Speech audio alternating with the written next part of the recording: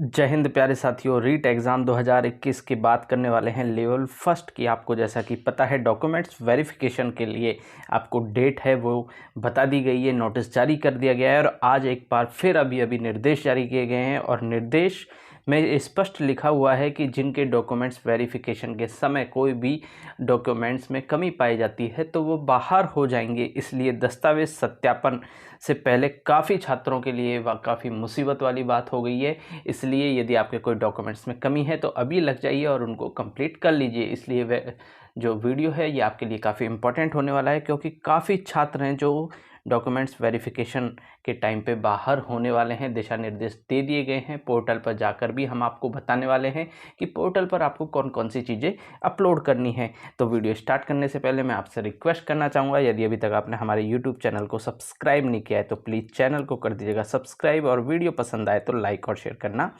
ना भूलिएगा। देखिए ये निर्देश हैं जो कि जारी किए गए हैं, इनकी अपन डिटेल से बात करने वाले हैं। लेकिन इससे पहले मैं आपको बता दूं, आपको पोर्टल है जो आपका पोर्टल है उस पर जाना है आपको। और पोर्टल पर किस पर जाना है? न्यू पोस्टिंग पोर्टल पर आपको जाना है। राजस्थान शाला दर्पण के न्यू पोस्टिंग पोर्टल पर जैसे ही आप जाओगे, क्लिक करोगे तो आपकी जो डॉक्यूमेंट्स वेरिफिकेशन के लिए न्यू पोस्टिंग पोर्टल शेड्यूल आ जाएगा एप्लीकेशन लॉगिन पोर्टल पे। अब यहाँ पर रजिस्ट्रेशन की जो भी डेट है, registration of applicant 1/2/2022, 31/3/2022, document upload by the applicant 1/2/2022 से 31/3/2022, इसमें जो डेट है ना वो दी गई है। तो डेट के हिसाब से आपको वेरिफिकेशन वगैरह की डेट मिल जाएगी। लेकिन ये क्या है, अभी जो लॉगिन करके हमने देखा है जब ये निर्देश दे रहे हैं, अब आपको कौन कौन सी चीज़ों की ज़रूरत पड़ेगी। इंपॉर्टेंट डॉक्यूमेंट चेक लिस्ट कौन कौन सी है? Mandatory document for our 10th 12th, REET marksheet और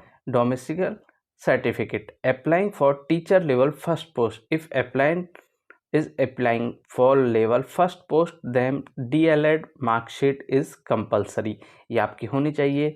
applying for teacher level second, तो लेवल सेकंड की तो बात हो ही नहीं रही है क्योंकि लेवल सेकंड वालों को रद्द कर दिया गया है पेपर, इसलिए तो बीएड मार्कशीट इसमें होनी चाहिए। यहाँ लिखा हुआ है कास्ट सर्टिफिकेट होना चाहिए। यदि आप जनरल से हैं और अदर से हैं तो आपका कास्ट सर्टिफिकेट होना चाहिए, ठीक है। इंपॉर्टेंट डॉक्यूमेंट चेक लिस्ट है, डिवोर्स लिस्ट लेटर आपका होना चाहिए यदि आप फीमेल हैं और डाइवोर्सी हैं तो डिवोर्स का होना चाहिए। Death certificate, if the candidate is female and is widow then death certificate और स्पाउस इज़ कंपलसरी। डिसेबिलिटी और पीएस सर्टिफिकेट होना चाहिए यदि आपकी कोई डिसेबिलिटी है, इन केस है एनी डिसेबिलिटी। स्पोर्ट्स सर्टिफिकेट, यदि आप स्पोर्ट्स पर्सन हो तो आपके स्पोर्ट्स सर्टिफिकेट भी होना चाहिए। डिसेबल पीएस सर्टिफिकेट होना चाहिए, स्पोर्ट्स सर्टिफिकेट होना चाहिए, टीएसपी बोनाफाइड सर्टिफिकेट होना चाहिए। इंपॉर्टेंट डॉक्यूमेंट चेकलिस्ट है, टीएसपी बोनाफाइड होना चाहिए। If the candidate belong to TSP area then TSP bona fide certificate is mandatory. EWS certificate, यदि आप ईडब्ल्यूएस के अंदर आते हैं तो आपको ईडब्ल्यूएस सर्टिफिकेट की ज़रूरत पड़ेगी। Post graduate certificate, if a candidate is PG qualified then this certificate need to be show, आपको पीजी का सर्टिफिकेट भी यहाँ पर डालना चाहिए।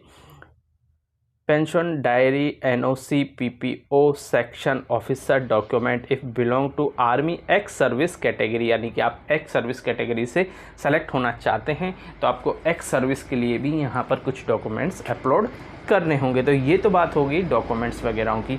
अब जो आज दिशा निर्देश दिए हैं ये तो कंपलसरी हैं, यानी कि इनकी तो आपको आवश्यकता है ही इसमें। इसके अलावा जो दिशा निर्देश दिए हैं उनकी अपन बात कर लेते हैं। तो ये है कार्यालय निर्देश प्रारंभिक शिक्षा राजस्थान बीकानेर 3/3/2022 को जारी दिशा निर्देश हैं। राजस्थान पंचायती राज नियम 1986 के उप नियम 277 के तहत राजस्थान प्राथमिक और उच्च प्राथमिक विद्यालय अध्यापक सीधी भर्ती 2021-22, गैर अनुसूचित क्षेत्र तथा अनुसूचित क्षेत्र अध्यापक लेवल प्रथम सामान्य शिक्षा विशेष शिक्षा के लिए प्रारंभिक पात्रता जांच हेतु सूचीबद्ध किए गए अभ्यर्थियों के लिए दिशा निर्देश प्रसारित किए जाते हैं। फर्स्ट है राजस्थान प्राथमिक और उच्च प्राथमिक विद्यालय अध्यापक सीधी भर्ती 2021-22 अंतर्गत गैर अनुसूचित क्षेत्र तथा अनुसूचित क्षेत्र अध्यापक लेवल प्रथम सामान्य शिक्षा और विशेष शिक्षा के पदों पर अभ्यर्थियों द्वारा ऑनलाइन आवेदन में भरी गई सूचनाओं तथा राजस्थान अध्यापक पात्रता परीक्षा रीट 2021 के प्राप्तांकों के आधार पर प्राप्तता जांच हेतु पदवार 2 गुणा सूचीबद्ध अभ्यर्थियों की लिस्ट जारी की गई है।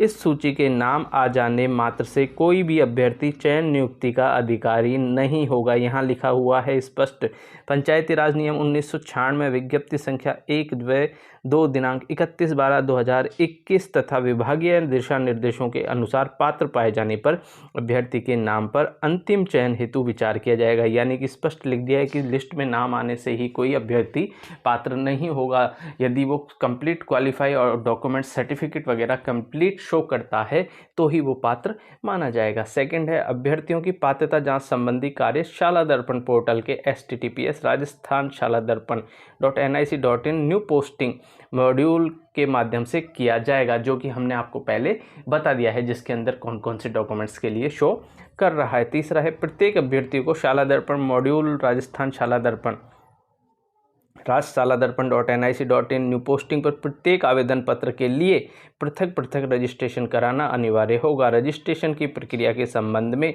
FAQ यूज़र मैनुअल लिखित व वीडियो के रूप में उपलब्ध है। यानी कि आपको कोई भी प्रॉब्लम हो तो वहाँ पर कंप्लीट डिटेल वहाँ पर मिल जाएगी। और फिर भी आपको कोई समस्या हो तो आप हमारे इस वीडियो के नीचे कमेंट बॉक्स में कमेंट करके हमसे पूछ सकते हैं। फोर्थ पॉइंट है, अभ्यर्थियों को उनके द्वारा ऑनलाइन आवेदन में भरे गए मोबाइल नंबर तथा ईमेल पते पर SMS व ईमेल के माध्यम से आवश्यक सूचनाएं प्रेषित की जाएंगी।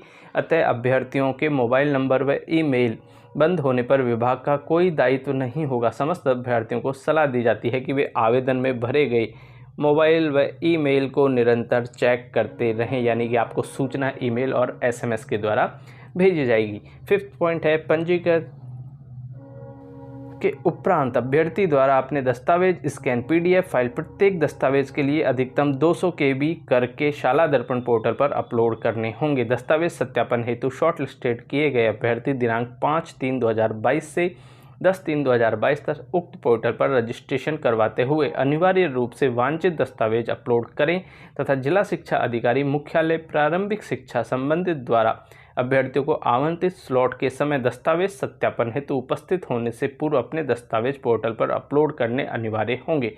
आवश्यक दस्तावेज पोर्टल पर अपलोड नहीं किए जाने अथवा अपूर्ण दस्तावेज अपलोड होने की स्थिति में दस्तावेज सत्यापन की कार्यवाही नहीं हो सकेगी। ये स्पष्ट लिख दिया गया है कि दस्तावेज सत्यापन के लिए जब आपको अलर्ट होगी, जिस स्कूल जिस जिले मुख्यालय पर आपको जाना होगा, उससे पहले आपको एक काम करना होगा, ऑनलाइन आपको पोर्टल पर अपलोड करने होंगे और वही फिर आपको मेन जो आपके दस्तावेज DV होगा उसके टाइम पर आपको दिखाने होंगे। तो अपूर्ण दस्तावेजों को यहाँ पर स्पष्ट लिखा हुआ है, अपूर्ण दस्तावेजों को मान्य नहीं माना जाएगा। 6 पॉइंट है, संबंधित जिला शिक्षा अधिकारी द्वारा दस्तावेज सत्यापन पात्रता जांच हेतु राजस्थान शाला दर्पण.nic.in न्यू पोस्टिंग पोर्टल पर स्थान एवं तिथि का निर्धारण किया जाएगा, जो संबंधित अभ्यर्थी की लॉगिन में प्रदर्शित होगा। शॉर्ट लिस्टेड किए गए सभी अभ्यर्थी शाला दर्पण पोर्टल पर प्रतिदिन लॉगिन ID से लॉगिन कर दस्तावेज सत्यापन के स्थान पर तिथि के संबंध में अद्यतन स्थिति की जानकारी प्राप्त कर सकते हैं।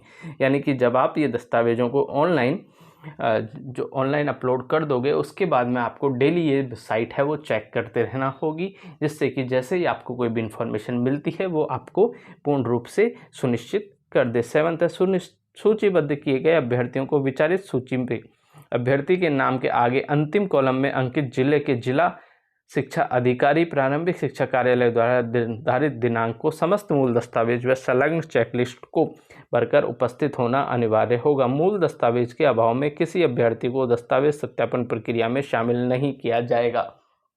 स्पष्ट लिखा हुआ है कि मूल दस्तावेज होने चाहिए और उनसे ही शामिल किया जाएगा। कोई भी अपूर्ण होने पर हो सकता है कि उन्हें बाहर कर दिया जाए। अभ्यर्थियों को संलग्न चेकलिस्ट में उल्लेखित दस्तावेजों को स्वहस्ताक्षरित छाया प्रतियां क्रमानुसार व्यवस्थित कर चेकलिस्ट सहित दस्तावेज सत्यापन दल को प्रस्तुत करना अनिवार्य होगा। अभ्यर्थियों को चेकलिस्ट व समस्त प्रकार की स्व घोषणाएं मूल ही प्रस्तुत करनी अनिवार्य होंगी। यानी कि आपको फोटोकॉपी अनिवार्य नहीं होगी, मूल दस्तावेज ही वहां पर आपको उपलब्ध करवाने होंगे। यदि एक से अधिक पदों के लिए ऑनलाइन आवेदन किया गया है तो प्रत्येक पद के लिए पृथक पृथक स्व प्रमाणित सेट तैयार कर सत्यापन दल को देना होगा। यदि किसी अभ्यर्थी का एक से अधिक पद में सूची में नाम है तो वह प्रत्येक पद के हेतु दस्तावेजों की प्रारंभिक जांच कराएगा। यदि वह एक पद हेतु पात्रता जांच कराता है, वह अन्य पदों हेतु पात्रता जांच नहीं कराता है, तो उसका अन्य पदों हेतु जिसके दस्तावेज़ों की जांच नहीं कराई गई है, अंतिम चयन के समय उसके नाम पर विचार नहीं किया जाएगा। यानी कि आपको